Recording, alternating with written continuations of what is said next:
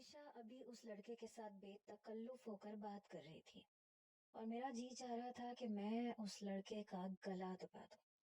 پتہ نہیں کیوں میں مٹھیاں بھینچے یہ سب کچھ دیکھ رہا تھا۔ میں نے اپنا موبائل آف کر کے سامنے رکھے ٹیبل پہ ایک طرف رکھ دیا۔ پتہ نہیں کیوں مجھے اندر ہی اندر ایسے لگتا تھا جیسے میں اس کا حقدار بن گیا ہوں۔ میں اسے رات کو یوں بے خود ہو کے دیکھتا تھا جیسے وہ میری اپنی ہو، اور وہ اس بات سے انجان تھی کہ میں ہر وقت اس پہ نظریں جمائے رکھتا ہوں۔ جس دن اسے پتہ چلے گا اس دن تو شاید وہ مجھ سے نظریں بھی نہیں ملا پائے گی۔ یہ سوچ ہی میرا دل دھڑکا کے رکھ دیتی تھی۔ بہرحال وقت گزرنے لگا۔ میں اپنے والد سے بات کرنے کے بارے میں سوچ رہا تھا، لیکن مسئلہ وہی تھا کہ میرے اور اس کے اسٹیٹس میں بہت فرق تھا۔ میرے والد شاید اس بات کے لیے آمادہ ہی نہ ہوتے، اس لیے میں چاہتا تھا کہ میں آہستہ آہستہ انہیں راضی کروں، کیونکہ میں عائشہ کے لیے بہت کچھ سوچنے لگا تھا۔ مجھے یہ تک پتا تھا کہ اس کی گردن کے نیچے ایک دل تھا۔ مجھے پتا ہی نہیں چلا کہ میں اس کی محبت میں بہت آگے نکل چکا تھا۔ چند دن بعد ہی مجھے یہ خبر ملی کہ عائشہ کو چھٹیاں چاہیے۔ میں نے فواد سے پوچھا کہ کس وجہ سے اسے چھٹیاں چاہیے، تو وہ نظریں چرانے لگا۔ میں نے کہا فواد میں تم سے پوچھ رہا ہوں اسے چھٹیاں کیوں چاہیے؟ کہنے لگا ایکچولی جس فرینچائز میں وہ کام کر رہی ہے اسی میں کام کرنے والا ایک اور لڑکا نواز اسے بہت پسند کرنے لگا ہے، اور شاید ان کا رشتہ پکا ہو چکا ہے، منگنی ہے اب۔ یہ سن کے میرے ہوش اڑ کے رہ گئے تھے۔ تبھی وہ آج کل اچھے اچھے کپڑے پہن رہی تھی، میک اپ کر رہی تھی، لیکن کیمرہ صرف اسی کے کمرے میں لگا تھا، اس لیے مجھے یہ اندازہ نہیں تھا کہ اس کا رشتہ طے ہو چکا ہے، اور اس نے فون پہ کسی سے یہ بات کہی بھی نہیں۔ میرے تو یہ بات سن کے ہوش اڑ کے رہ گئے تھے۔ میں نے کہا نواز کو نوکری سے نکال دو۔ فہد کہنے لگا سر وہ پچھلے 3 سال سے کام کر رہا ہے، اور کس وجہ کو آگے رکھ کے ہم اسے نوکری سے نکالیں؟ میں نے کہا کوئی بھی وجہ پیدا کر لو، کیا تمہیں وجہ پیدا کرنے کے لیے مجھ سے پوچھنے کی ضرورت ہے؟ پتہ نہیں کیوں میں عائشہ کے معاملے میں بہت زیادہ جذباتی ہو گیا تھا۔ فواد کہنے لگا اوکے سر۔ میں نے موبائل آن کیا، اس وقت بھی وہ نواز سے ہی مسکرا مسکرا کے باتیں کر رہی تھی۔ میرے اندر تو کھولن پیدا ہونے لگی۔ میں بتا نہیں سکتا مجھے کتنی تکلیف ہو رہی تھی۔ اس کو شرم نہیں آئی کسی اور لڑکے کو پسند کرتے ہوئے، اس سے رشتہ طے کرتے ہوئے؟ اگر اسے اتنا ہی شوق تھا اپنے جیسے ایک مڈل کلاس لڑکے سے شادی کرنے کا، تو پھر میری بیوی بننے کا ناٹک کیوں کیا؟ کیوں بھرے جہان میں یہ کہا؟ حالانکہ اس کا کوئی قصور نہیں تھا، لیکن مجھے اس وقت سارا قصور اسی کا لگ رہا تھا۔ مجھے لگ رہا تھا کہ میں اس کی طرف مائل ہی اسی وجہ سے ہوا ہوں، ورنہ کل تک تو میں اسے جانتا تک نہیں تھا۔ لیکن کہتے ہیں نا کہ جب جذبات انسان کے قابو سے باہر ہو جائیں تو اسے اپنا آپ ٹھیک لگتا ہے، سارا قصور دوسروں میں نظر آتا ہے۔ میرے ساتھ بھی کچھ ایسا ہی ہوا تھا، مجھے سارا قصور عائشہ کا لگ رہا تھا۔ تھوڑی دیر بعد نواز کو لیٹر ملا، جسے پڑھ کے وہ اپنی کرسی سے کھڑا ہو گیا۔ وہ اسے پوچھنے لگی کہ کیا ہو رہا ہے۔ وہ شاید اسے بتا رہا تھا کہ اسے نوکری سے نکال دیا گیا ہے۔ نواز کافی پریشان لگ رہا تھا، پھر وہیں کی فرینچائز کے آفس میں چلا گیا۔ جب باہر نکلا تو خاصا مایوس تھا، پھر واپس گھر چلا گیا۔ عائشہ اس سے بار بار پوچھ رہی تھی کہ کیا ہوا ہے، کیوں نوکری سے نکال دیا، لیکن اس نے کوئی جواب نہیں دیا۔ وہ جا چکا تھا اور عائشہ اپنا سر پکڑے بیٹھی تھی۔ پتہ نہیں کیوں میرے اندر جیسے کوئی سکون کی لہر اتری تھی۔ میں اس لڑکی کی زندگی میں کسی اور کو برداشت نہیں کر سکتا تھا، حالانکہ میں نہ تو بہت جذباتی تھا نہ جنونی تھا، لیکن اس معاملے میں پتہ نہیں میں وہ سب کچھ کر رہا تھا جو میرے مزاج کا حصہ نہیں تھا۔ بہرحال میں نے سوچا کہ اس کی محبت کی داستان یہیں پہ ختم ہو جائے گی، لیکن ایسا نہیں ہوا، کیونکہ عائشہ کی منگنی نواز کے ساتھ ہو چکی تھی۔ اس خبر نے تو جیسے میرے تن بدن میں آگ سی لگا دی۔ میں سوچ چکا تھا کہ بہت ہو چکا لکا چھپی کا کھیل، کیونکہ ابھی تک میرے والد اس بات پہ آمادہ ہی نہیں ہو پا رہے تھے کہ اپنی بہو ایک مڈل کلاس کی لڑکی کو بنائے۔ کئی بار میں ان سے کہہ چکا تھا کہ میں جس لڑکی کو پسند کرتا ہوں میں شادی اسی سے کروں گا، میرے والد ہتھے سے اکھڑ جاتے تھے کہ مجھے تو لگتا ہے کہ اس لڑکی نے اسی لیے تمہارا نام لے کر سارے جہان میں خود کو مشہور کیا تھا، کیونکہ تم اس کے ساتھ کوئی نہ کوئی تعلق رکھتے ہوگے اور اسے تم نے نوکری پہ بھی رکھ لیا۔ بہرحال میں پہلے تو اپنے والد کو بڑے پیار سے سمجھاتا رہا، لیکن جب یہ پتا چلا کہ نواز کی منگنی عائشہ سے ہو چکی ہے تو میری برداشت سے معاملہ باہر ہو گیا۔ میں نے اپنے والد سے کہا کہ آپ اور موم آج ہی اس کے لیے رشتہ لے کے جائیں گے، بلکہ میں خود ساتھ جاؤں گا اور میں اسے اپنی منگنی کی انگوٹھی پہنا کے آؤں گا۔ میرے والد کہنے لگے میں تمہارے اس جذباتی فیصلے میں تمہارا کوئی ساتھ نہیں دوں گا۔ میں نے کہا اگر آپ میرا ساتھ نہیں دیں گے تو بھی مجھے شادی اسی سے کرنی ہے۔ میرے والد کہنے لگے کہ اگر تم نے ایسا کوئی بھی قدم اٹھایا جو ہمارے اسٹیٹس پہ حرف اٹھنے کا سبب بنا تو یاد رکھنا کہ میں بھول جاؤں گا کہ تم میرے بیٹے ہو۔ میں نے کہا آپ شاید یہ بھی بھول رہے ہیں کہ یہ کمپنی دادا کی تھی اور دادا نے میرے نام لگائی تھی اور میں نے ہی اس موبائل کمپنی کو اوپر اٹھایا ہے، یہ سب کچھ میرا ہے۔ یہ سن کے میرے والد کا رنگ اڑا تھا، کہنے لگے میران تم مجھے دھمکی دے رہے ہو جمشید راؤ بہادر کو؟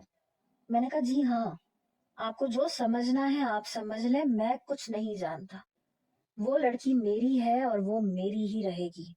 میری والدہ تو مجھے ہکا بکا آنکھیں پھاڑے حیرت سے دیکھے جا رہی تھی، کہنے لگی کیا جادو کر دیا ہے اس معمولی سی لڑکی نے تم پہ؟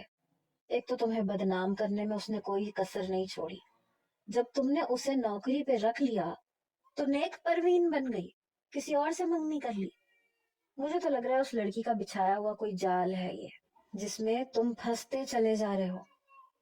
میں نے کہا آپ کو جو سمجھنا ہے آپ سمجھتی رہیں موم، لیکن آپ میرے ساتھ جائیں گی اور آج ہی جائیں گی۔ میرے بہت مجبور کرنے پر میرے والدین راضی ہو گئے۔ میری والدہ نے ساڑی پہنی تھی لیکن ماتھے پہ بل تھے، میرے والد نے بھی کوٹ پہنا تھا، میں بھی تیار تھا۔ انگوٹھی تک میں لے کے عائشہ کے گھر پہنچا۔ ہم تینوں کو دیکھ کے اس کے والد بہت حیران ہوئے، کہنے لگے آپ کون ہیں؟ میں نے اپنا تعارف کروایا تو وہ سمجھ گئے کہ ہاں عائشہ میرے ہی موبائل کمپنی کی فرینچائز میں کام کرتی ہے۔ کہنے لگے آپ بڑے لوگ ہمارے گھر میں، آئیے آئیے۔ چھوٹا سا گھر تھا جس میں میری ماں بڑی نخوت سے چل رہی تھی، میرے والد کی نظروں میں بھی حقارت تھی۔ عائشہ کے والد نے ہمیں ڈرائنگ روم میں بٹھایا، پھر عائشہ کو بلانے چلے گئے۔ وہ یہ سب کچھ دیکھ کر حیران تھی۔ وہ کمرے میں آئی، مجھے دیکھ کر ٹھٹک کے رک گئی، کہنے لگی آپ لوگ؟ میں جانتا تھا کہ وہ کیوں گھبرا رہی ہے، کیونکہ مجھے اچھا خاصا بلیک میل کیا تھا اس نے۔ اب مجھے پتا تھا کہ جو بات میں رکھوں گا نہ تو عائشہ رشتے سے انکار کر سکے گی اور نہ اس کا باپ۔ میں نے کہا آپ کے ہاں گھر آئے مہمان کو ٹھنڈا گرم نہیں پوچھا جاتا؟ وہ بدحواس ہوئی، کہنے لگی میں کولڈ ڈرنک لے کے آتی ہوں۔ یہ کہہ کے وہ چلی گئی۔ کچھ دیر بعد وہ کولڈ ڈرنک لے کر آئی، اس کے والد بھی بیٹھ گئے، کہنے لگے بیٹا میری بیٹی سے کیا کوئی غلطی ہو گئی ہے؟ کیا نوکری سے نکالنا چاہتے ہیں آپ؟ میں نے اپنے والدین کی طرف دیکھا کہ وہ میرے رشتے کی بات کریں۔ میری ماں ٹانگ پہ ٹانگ رکھ کے بیٹھی تھی۔ میرے والد نے گلا صاف کر کے بات شروع کی کہ میرے بیٹے کو آپ کی بیٹی پسند ہے، اس لیے ہم اس کا رشتہ لینے آئے ہیں۔ عائشہ کولڈ ڈرنک ڈال کے ہمارے سامنے رکھ چکی تھی۔ اس کے والد کے ماتھے پہ بل پڑے، کہنے لگے لیکن میری بیٹی کی تو منگنی ہو چکی ہے۔ میں نے کہا جیسے ہوئی ہے ویسے ٹوٹ بھی جائے گی۔ میں نے جیب میں سے انگوٹھی نکالی۔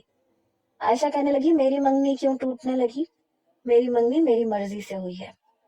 میں نے کہا ایسے کیسے ہو سکتی ہے؟ جب ساری دنیا میں تم میری بیوی بن کے پھر رہی ہو تو پھر کسی اور کی بیوی کیسے بن سکتی ہو؟ میں اٹھ کے کھڑا ہو گیا، اس کا ایک رنگ آ کے گزرا۔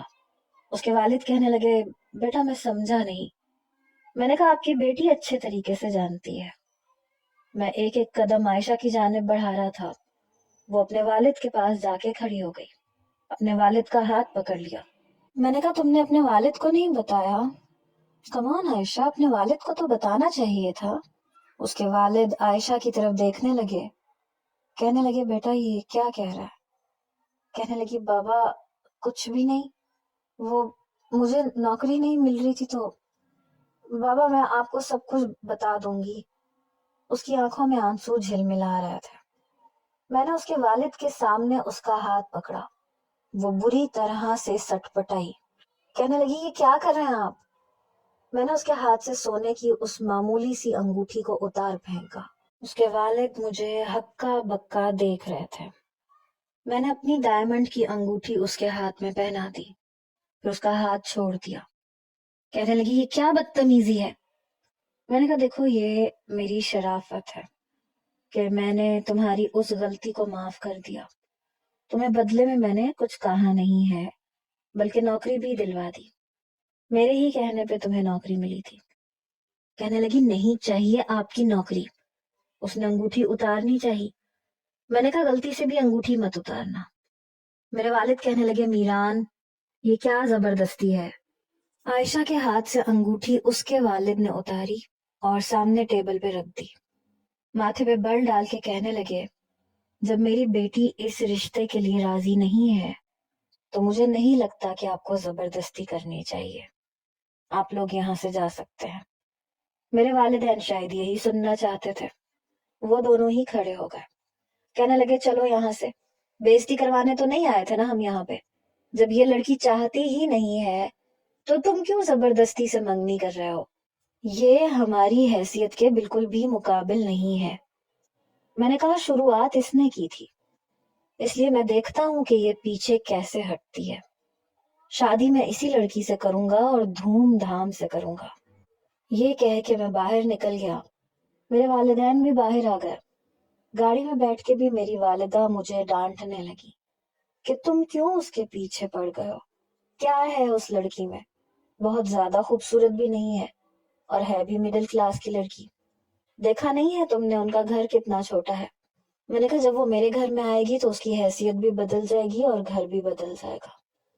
میری والدہ کہنے لگی دیکھو رشتے ایسے نہیں نبھائے جاتے، زبردستی نہیں ہوتا کچھ بھی۔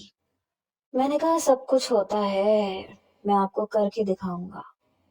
میرے والدین کہنے لگے کہ تم شاید پاگل ہو گئے ہو، تمہارا دماغ خراب ہو گیا ہے۔ اگلے روز میں نے اپنے ڈرائیور سے کہا کہ عائشہ نے کہیں بھی جانا ہو تم اسے لے کر جاؤ گے اور تم ہی اسے چھوڑو گے۔ میں یہ بات پسند نہیں کر سکتا کہ جس لڑکی کو میں پسند کرتا ہوں وہ اکیلی کہیں آئے جائے، کیونکہ اب وہ میری عزت ہے۔ 2 گارڈز اس کے گھر کے باہر کھڑے کر دیے۔ نوکری وہ چھوڑ چکی تھی۔ کسی کام سے گھر سے باہر نکلنے لگی تو ڈرائیور نے فوراً سے گاڑی کی پچھلی سیٹ کا دروازہ کھول دیا۔ کہنے لگی یہ کیا ہے؟ وہ کہنے لگا بیگم صاحبہ میران سر کا حکم ہے، اب آج کے بعد آپ کہیں بھی بس میں یا رکشے میں سواری نہیں کریں گی۔ وہ کہنے لگی میں تمہارے سر کا منہ توڑ دوں گی۔ ڈرائیور نے مجھے کال کی، کہنے لگا صاحب جی وہ بی بی صاحبہ بدتمیزی سے بات کر رہی ہیں، گاڑی میں بیٹھنے سے انکار کر رہی ہیں۔ میں نے کہا اسے فون دو۔ اس نے عائشہ کو فون دیا۔ کہنے لگی تم کیا چاہتے ہو؟ میں نے کہا تمہیں چاہتا ہوں۔ اتنی سی بات تمہیں سمجھ میں نہیں آتی؟ تمہیں کہیں بھی جانا ہے تو تم ڈرائیور کے ساتھ جاؤ گی، میں نہیں چاہتا کہ میری منگیتر ہو کر تم بسوں اور رکشوں کے دھکے کھاؤ۔ وہ کہنے لگی میرے والد نے انگوٹھی اتار دی تھی، کیا سمجھ میں نہیں آتا آپ کو اس بات کا کیا مطلب ہے؟ میں نے کہا آج رات تم یہ انگوٹھی خود اپنے ہاتھ میں پہنو گی۔ یہ بات سمجھ میں آتی ہے تمہیں؟ نہیں آتی تو میں سمجھا دیتا ہوں۔ کہنے لگی دیکھیں میں نے جو کچھ کیا وہ میری مجبوری تھی، مجھے جاب چاہیے تھی اور مجھے نہیں مل رہی تھی۔ میں آپ کے آفس میں جاب لینے آئی تھی لیکن آپ نے میرا انٹرویو تک نہیں لیا تھا اور یہی کہا کہ مزید انٹرویوز نہیں لیں گے۔ جب آپ آفس سے باہر آئے تو میں آپ کے سامنے آ کے کھڑی ہوئی کہ پلیز سر ایک بار آپ انٹرویو لے لیں، اگر بعد میں آپ کی تسلی نہ ہو تو آپ بے شک نوکری نہ دیں، لیکن آپ نے کہا کہ آپ کے پاس وقت نہیں ہے اور نہ ہی آپ کو ضرورت ہے کیونکہ آپ سلیکٹ کر چکے ہیں۔ تبھی آپ نے جیب میں سے بٹوا نکال کے شاید کچھ کارڈز نکالے تھے اور آپ کا ڈیبٹ کارڈ گر گیا تھا جس پہ میری نظر پڑی اور میں نے جوتے سے آپ کا کارڈ چھپا لیا۔ جب آپ وہاں سے چلے گئے تو میں نے سب کی نظروں سے بچتے ہوئے وہ اٹھا لیا تھا۔ اس وقت میرے والد ہاسپٹلائز تھے، مجھے پیسوں کی اشد ضرورت تھی، لیکن اس کا مطلب یہ نہیں ہے کہ آپ مجھ پہ حکمران بن جائیں یا زبردستی کرنے لگے۔ میں نے ڈائری میں سارے پیسے لکھ رکھے ہیں۔ ابھی تک میں آپ کے صرف 3 لاکھ خرچ کر چکی ہوں، اور وہ میں آہستہ آہستہ لوٹا دوں گی۔ میں نے کہا میں نے پیسے تو نہیں مانگے تم سے۔ کہنے لگی بات تو وہیں سے شروع ہوئی تھی نا۔ میں نے کہا بات اب بہت آگے نکل چکی ہے۔ بات جہاں سے شروع ہوتی ہے نا، ہمیشہ وہاں نہیں رہتی، بات آگے بڑھ جاتی ہے، اور میری طرف سے تو بات شادی تک جا پہنچی ہے۔ وہ کہنے لگی میں آپ کو پسند نہیں کرتی، اس لیے خدا کے لیے آپ میری جان چھوڑ دیں، میں آپ کا ایک ایک پیسہ لوٹا دوں گی۔ یہ کہہ کے اس نے فون بند کر دیا۔ ڈرائیور کہنے لگا کہ صاحب جی وہ تو پیدل ہی چلی گئی اور رکشہ پکڑ چکی ہیں۔ میں نے کہا تمہیں میں نے یہاں کس لیے بھیجا ہے، پیچھا کرو اس کا۔ وہ پیچھا کرنے لگا، کہنے لگا وہ ایک ریسٹورنٹ میں گئی ہیں۔ میں نے کہا ٹھیک ہے مجھے نام بتاؤ میں آتا ہوں۔ ڈرائیور نے مجھے ریسٹورنٹ کا نام بتایا۔ جب تک میں اس ریسٹورنٹ میں پہنچا تب تک مجھے پتا چل چکا تھا کہ وہ کس سے ملنے کے لیے ریسٹورنٹ میں گئی ہے۔ میں بڑے غصے سے ریسٹورنٹ میں داخل ہوا۔ وہ سامنے ٹیبل پہ نواز کے ساتھ بیٹھی تھی، شاید اسے سب کچھ بتا رہی تھی، آنکھوں سے آنسو بھی ٹپکا رہی تھی۔ اتفاق سے یہ وہی ریسٹورنٹ تھا جہاں پہ میں اکثر میٹنگ کے لیے آتا تھا، اور وہ بھی میری بیوی بن کے بڑا کچھ کھا پی چکی تھی۔ میں چلتا ہوا اس کے ٹیبل کے پاس آ گیا۔ مجھے دیکھ کے اس کا رنگ اڑا، اور نواز بھی ایک دم سے کھڑا ہو گیا۔ گھبرا تو وہ بھی گیا تھا۔ کہنے لگا سر آپ جو کچھ کر رہے ہیں آپ ٹھیک نہیں کر رہے۔ میں نے کہا تم کون ہوتے ہو ہمارے بیچ میں آنے والے؟ کس نے حق دیا تمہیں؟ چلو نکلو یہاں سے باہر، اور آج کے بعد اگر تم میری ہونے والی بیوی کے آس پاس بھی نظر آئے نا تو تمہاری جان لے لوں گا میں۔ وہ کہنے لگا سر پلیز، میں آپ کو بہت تمیز سے سمجھا رہا ہوں۔ میں نے اس کا گریبان پکڑ لیا۔ عائشہ کے تو ہوش اڑے تھے۔ میں نے کہا کیا کرو گے تم؟ بتاؤ نا کیا کرو گے تم؟ میرا لہجہ بلند ہوا۔ اس ریسٹورنٹ کا مینیجر، ویٹر سب اکٹھے ہو گئے، لوگ ہمیں دیکھنے لگے۔ مینیجر کہنے لگا سر میران کیا بات ہے، کیا ہوا ہے؟ میں نے کہا یہ 2 ٹکے کا لڑکا مجھے دھمکی دے رہا ہے، ایک تو میری ہونے والی بیوی کے ساتھ بیٹھا ہوا ہے، اسے پریشان کر رہا ہے، ڈرا رہا ہے۔ عائشہ کھڑی ہو گئی، کہنے لگی میں ان کی بیوی نہیں ہوں۔ مینیجر اسے میری بیوی کی حیثیت سے تب سے جانتا تھا جب وہ خود اپنے منہ سے اعتراف کرتی پھرتی تھی۔ وہ کہنے لگا میڈم کیا ہو گیا آپ کو؟ آپ کئی بار اس ریسٹورنٹ میں آئی ہیں اور آپ نے کئی بار یہاں سے یہ کہہ کے کھانا کھایا ہے کہ آپ سر میران کی وائف ہیں۔ شاید اس کا جھوٹ اسے مہنگا پڑنے لگا تھا۔ میں اس کے پاس جا کر کھڑا ہو گیا، ہاتھ پھیلا کے اس کا دوسرا کندھا پکڑ کے اسے اپنے ساتھ لگا لیا۔ وہ تو بوکھلا کے رہ گئی، چہرے کا رنگ فک پڑ گیا۔ میں نے کہا سن لیا سویٹ ہارٹ، سب جانتے ہیں کہ تم میری بیوی ہو۔ اس کی آنکھوں سے آنسو بہہ رہے تھے۔ میں نے کہا دیکھو آج کے بعد میری ہونے والی بیوی کے آس پاس نظر مت آنا۔ نواز اسے غصے سے دیکھتا ہوا وہاں سے چلا گیا۔ وہ اپنا آپ مجھ سے چھڑوا رہی تھی، لیکن میں اسے اپنے ساتھ لگائے ہی باہر لایا، اسے اپنی گاڑی تک لایا، فرنٹ ڈور کھولا۔ میں نے کہا چپ چاپ بیٹھ جاؤ ورنہ تمہارا تماشا بنا کے رکھ دوں گا۔ وہ شاید گھبرا گئی تھی، چپ چاپ میری گاڑی کی فرنٹ سیٹ پہ بیٹھ گئی۔ میں ڈرائیونگ سیٹ پہ بیٹھ چکا تھا۔ میں نے گاڑی سٹارٹ کی۔ میں نے کہا آج کے بعد تم مجھے نواز کے ساتھ نظر نہ آنا، کیونکہ اب تم میری ہونے والی عزت ہو، اور مجھے بالکل نہیں پسند کہ تم میرے علاوہ کسی اور کے ساتھ نظر آؤ۔ اور ہاں آج کے بعد تم جہاں بھی جاؤ گی میرے ڈرائیور کے ساتھ جاؤ گی۔ کہنے لگی آپ کیا سمجھتے ہیں یوں زبردستی کرنے سے آپ میری محبت پا لیں گے؟ میں نے کہا میں تو تمہارا خواب پورا کر رہا ہوں، ساری دنیا کو گاتی پھرتی تھی کہ تم میری بیوی ہو، اب جب میں یہ بات مان رہا ہوں اور اس بات کو مانتے ہوئے تمہیں اپنی بیوی بنانا چاہتا ہوں تو رونا کس بات پہ مچا رکھا ہے؟ کہنے لگی میری اتنی بڑی غلطی نہیں ہے جتنی بڑی آپ مجھے سزا دے رہے ہیں۔ میں نے کہا ایک شخص کو اپنے نام کے ساتھ ہر جگہ بدنام کر کے تم کہہ رہی ہو کہ اتنی بڑی غلطی ہی نہیں ہے؟ جب وہ اتنی بڑی غلطی نہیں تھی تو پھر میری غلطی بھی اتنی بڑی نہیں ہے، یہ بھی اتنی ہی چھوٹی ہے جتنی تمہاری غلطی چھوٹی تھی۔ عائشہ کہنے لگی میں آپ سے معافی مانگ رہی ہوں اور باخدا میرا ایسا کوئی ارادہ نہیں تھا، میں مجبور تھی۔ میں نے کہا اب میں مجبور ہوں۔ میں نے اسے اس کے گھر کے سامنے اتار دیا۔ محلے میں باتیں ہونے لگیں کہ پتہ نہیں کون ہے جس کے ساتھ عائشہ کا تعلق ہے، کہ ڈرائیور ہمیشہ باہر کھڑا رہتا ہے، ایک گارڈ ہمیشہ کھڑا رہتا ہے۔ عائشہ کے والد بھی بے حد پریشان رہنے لگے اور مجھے اسے اس کے محلے میں یوں رسوا بھی نہیں کرنا تھا، اس لیے میں نے مٹھائی اور پھلوں کے ٹوکرے تیار کروائے۔ میں نے خود عائشہ کے لیے شاپنگ کی۔ میرے والدین میرے ساتھ جانے سے انکاری تھے اور میں نے پرواہ بھی نہیں کی۔ میں اکیلا ہی اس کے گھر یہ سب سامان لے کر گیا تاکہ اس کے محلے والوں کو پتہ چل سکے کہ میں اس سے رشتہ طے کر چکا ہوں۔ سب لوگ حیران تھے۔ مٹھائی کا ایک ٹوکرا تو میں نے اپنے گارڈ سے کہا کہ پوری گلی میں مٹھائی تقسیم کر دو، سب کو مٹھائی کھلاؤ۔ تبھی شاید وہ شور کی آواز سن کر دروازہ کھول کے دیکھنے کے لیے باہر آئی اور مجھے یوں ٹوکروں کے ساتھ دیکھ کے حیران ہوئی۔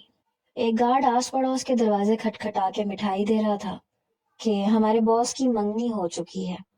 باقی ملازمین سے میں نے کہا کہ میرا منہ کیا دیکھ رہے ہو، جاؤ مٹھائی اور پھلوں کے ٹوکرے اندر رکھو۔ شاپنگ بیگز بھی ایک ملازم نے پکڑ رکھے تھے، لیکن میں نے اس کے ہاتھ سے وہ پکڑ لیے۔ میں زبردستی اس کے گھر کے اندر آ گیا۔ اس کے والد صاحب کرسی پہ اپنا سر پکڑے بیٹھے تھے، مجھے دیکھ کے کھڑے ہو گئے۔ کہنے لگے کیوں بدنام کر رہے ہو میری بیٹی کو؟ میں نے کہا میں بدنام نہیں کر رہا، میں عزت دے رہا ہوں۔ آپ کو اتنی سی بات سمجھ میں نہیں آتی، بدنام کرنے میں اور عزت دینے میں بہت فرق ہوتا ہے۔ عائشہ آنسو بہا رہی تھی، کہنے لگی اپنا سارا سامان اٹھاؤ اور باہر چلے جاؤ یہاں سے، میرے ضبط کا امتحان مت لو، میں مر کے بھی تم سے شادی نہیں کروں گی۔ میں نے کہا نہ، ایسی باتیں نہیں کرتے۔ میں نے کھلے ہوئے مٹھائی کے ٹوکرے میں سے ایک گلاب جامن اٹھایا اور میں عائشہ کے پاس آ گیا۔ جیسے ہی میں اس کے منہ میں گلاب جامن ڈالنے لگا، اس نے بری طرح سے میرا ہاتھ جھٹکا۔ گلاب جامن زمین پہ جا کے گر چکا تھا۔ غصہ تو مجھے بہت آیا، لیکن میں ضبط کر گیا، اسے مسکرا کے دیکھنے لگا، پھر شاپنگ بیگ زبردستی اس کے ہاتھ میں پکڑائے۔ یہ تمہارے لیے ہے۔ اس نے وہ شاپنگ بیگ بھی صحن میں پھینک دیے، بلکہ تمام ٹوکرے ملازمین سے پکڑ پکڑ کے زمین پہ پٹخنے لگی، پھینکنے لگی۔ پھر کچن میں چلی گئی اور وہاں سے مٹی کا تیل لے کے آئی، ان چیزوں پہ ڈالا اور آگ لگا دی۔ آگ کے شعلے دیکھ کے میرے اندر آگ لگی تھی۔ کہنے لگی اگر تم نے مجھے خواہ پریشان کرنے کی کوشش کی تو میں اپنے آپ کو بھی ایسے ہی آگ لگا لوں گی، دفع ہو جاؤ یہاں سے، وہ چلائی تھی۔ میں اس کے پاس آیا، میں نے کہا اگر میرے سامنے زبان چلانے کی کوشش کی نا تو تمہیں اٹھا کے لے جاؤں گا اپنے ساتھ۔ میں یہ بھی لحاظ نہیں کروں گا کہ تمہارا باپ یہیں پہ کھڑا ہے۔ میرے درجدار لہجے پہ وہ چند قدم پیچھے ہٹی۔ اتنی دیر میں گارڈز آگ بجھا چکے تھے۔ میں اس کے والد کے پاس گیا جو پہلے سے خوف زدہ لگ رہے تھے۔ میں نے کہا سسر جی، سمجھائیں اپنی بیٹی کو، عزت دے رہا ہوں نا تو عزت کو عزت کی طرح وصول کرے، ورنہ میرا کیا جاتا ہے، میں ابھی اس کی کلائی پکڑوں گا، پورے محلے والوں کے سامنے اسے اپنے ساتھ لے کے جاؤں گا اور مجھے کوئی روک نہیں سکتا۔ بات میں اس کے والد کے ساتھ کر رہا تھا جب وہ میرے پاس آئی۔ کہنے لگی کیا سمجھ رکھا ہے تم نے، ہم غریب ہیں، تمہاری حیثیت کے نہیں ہیں، اس لیے تم جو چاہو گے میرے بارے میں کہو گے۔ عورت کو کمزور سمجھ رکھا ہے تم نے، اگر سمجھا بھی ہے تو غلط سمجھا ہے۔ میرے اور میرے باپ کی شرافت کا ناجائز فائدہ مت اٹھاؤ۔ اگر میں چند دنوں کے اندر اندر تمہیں تمہارے پورے سرکل میں بدنام کر کے رکھ سکتی ہوں تو پھر میں کچھ بھی کر سکتی ہوں، مجھے کمزور مت سمجھنا۔ اگر میں چپ ہوں، اپنی غلطی کا اعتراف کر رہی ہوں کہ میں تم سے یہ کہہ رہی ہوں کہ تمہاری ایک ایک پائی میں واپس کر دوں گی، تو یہ مت سمجھو کہ میں کمزور ہوں یا میں ڈر گئی ہوں۔ بے دردی سے اس نے اپنے آنسو صاف کیے۔ میں نے کہا تمہاری اسی جرت کا تو دیوانہ ہوں میں کہ ڈرتی نہیں ہو تم۔ کہنے لگی یہاں سے چلے جاؤ۔ میں نے کہا چلا جاتا ہوں، کل پھر سے تمہارے گھر میں مٹھائی کے اور پھلوں کے ٹوکرے آئیں گے، تمہارے کپڑے بھی آئیں گے، اور اب تو آتے ہی رہیں گے. پورے 1 مہینے کے بعد ہم شادی کریں گے, ٹھیک ہے نا؟ یہ کہہ کے میں جا چکا تھا, لیکن میں نہیں جانتا تھا کہ وہ واقعی کمزور لڑکی نہیں ہے. حیرت مجھے بس اس بات پہ ہوئی کہ اس کے بعد اس نے کوئی بھی تماشا نہیں لگایا.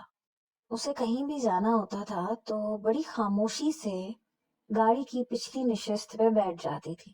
ڈرائیور کو بول دیتی تھی کہ یہاں جانا ہے, وہاں جانا ہے, لے کے جاؤ. 2 دن بعد میں نے کچھ مزدوروں کو اس کے گھر پہ بھیجا. اس کے گھر میں پینٹ کروایا, اس کے گھر کا نقشہ بدل کے رکھ دیا. اس بات پہ بھی اس نے کوئی اختلاف نہیں کیا. رات کو میں نے اسے فون کیا تو اس نے میرا فون بھی اٹھا لیا. میں اسے دوسرے کیمرے سے دیکھ بھی رہا تھا. میں نے کہا کیسی ہو؟ کہنے لگی ٹھیک ہوں, آپ سنائیں آپ کیسے ہیں؟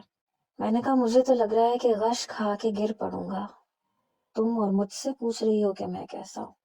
کہنے لگی ہاں آپ ہی سے پوچھ رہی ہوں کہ آپ ٹھیک ہیں. میں نے کہا ہاں ابھی ابھی تمہاری بات سن کے حشاش بشاش ہو گیا ہوں.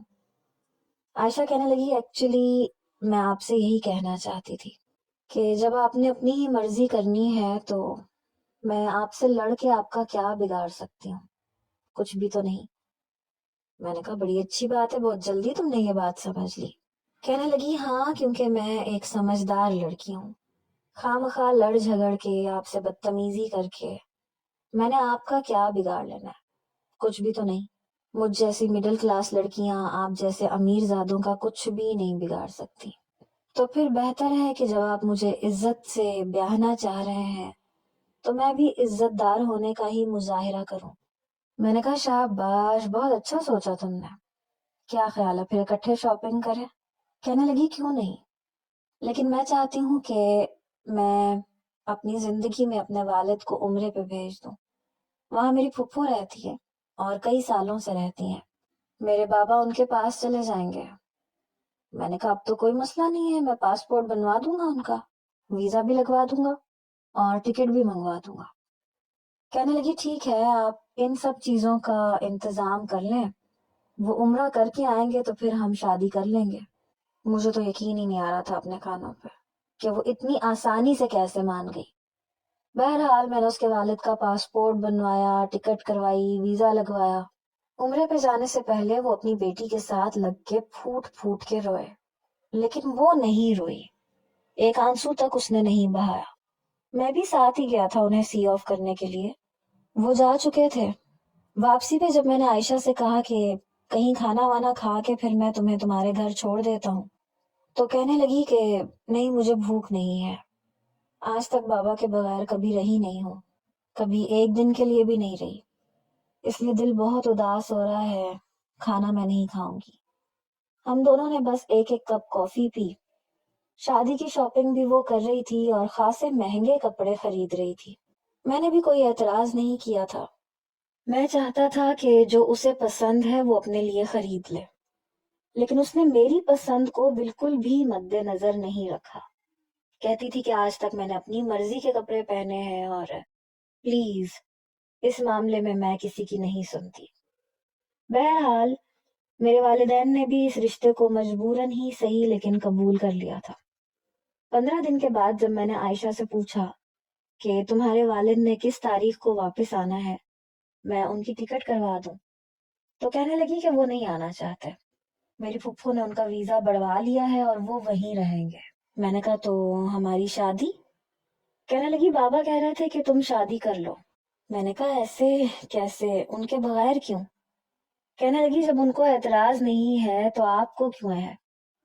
میں نے کہا ہاں یہ بات بھی ٹھیک ہے, لیکن میں اس بات پہ یقین کر نہیں پا رہا تھا کہ وہ اپنے باپ کے بغیر مجھ سے شادی کرنے کے لیے کیسے تیار ہو گئی.